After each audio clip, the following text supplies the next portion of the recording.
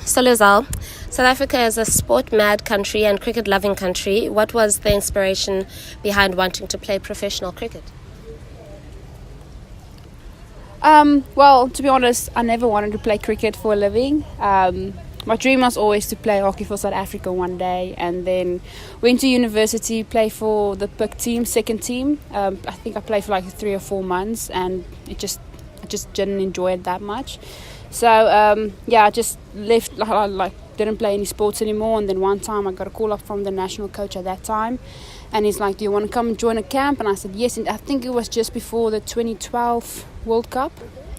So I started playing cricket from then. Went to the camp, got in the squad, but wasn't selected for the T20 World Cup. But I just went on playing with them, and then made my debut in 2013.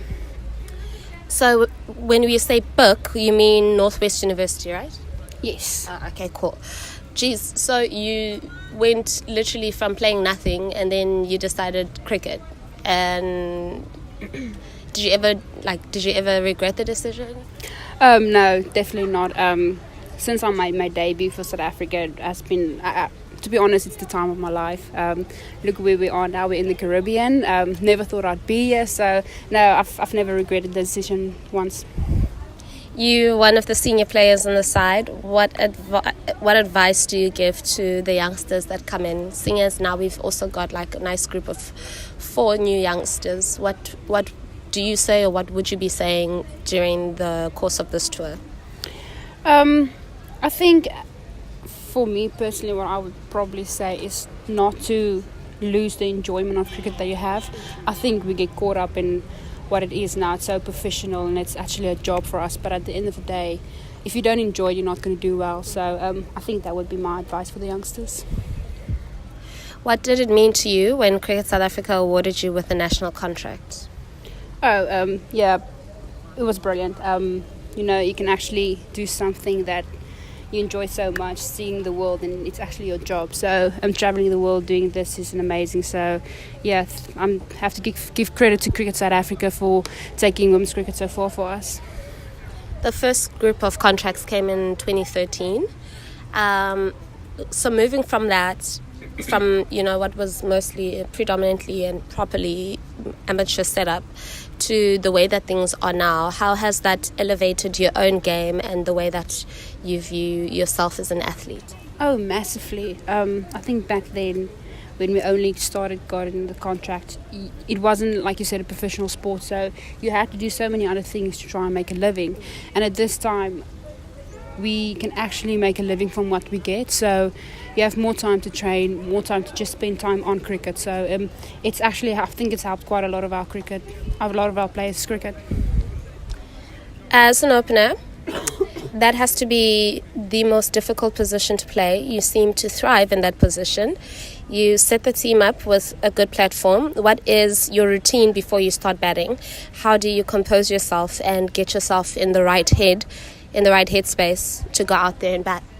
I actually had a few questions about how my routine is or what I do before a game, and to be honest, I don't really have one. I think I'm just one of those players who just, like, I won't say just rock up and play, but I don't really have a routine to go by. I don't do the same things before every single game. So if for me, it's just doing what I feel best at the day. So yeah. When the team tend to, if the team fields first and the opposition gets a really high score, you have been keeping wicket the entire innings, and then you had to come through and then you just open the batting as well. How much strain does that take, and does that also affect you mentally? Having seen such a massive score, does that drive you to score, to get in there and bat really hard, or is it you just have a look at it and you're like, well, I can do it? So, well, to be honest, I think if you're chasing a high score, a lot of expectations don't really think you can do it. So I think there's actually no pressure on you to actually do it. So I think chasing a high score is you can go out and just bat with freedom. So I think that's a good thing. And then also, I know keeping is taking its toll on me, but I don't think it's influenced my batting that much. So I'm quite happy at this moment with that, and hopefully that doesn't change over the next few years or something.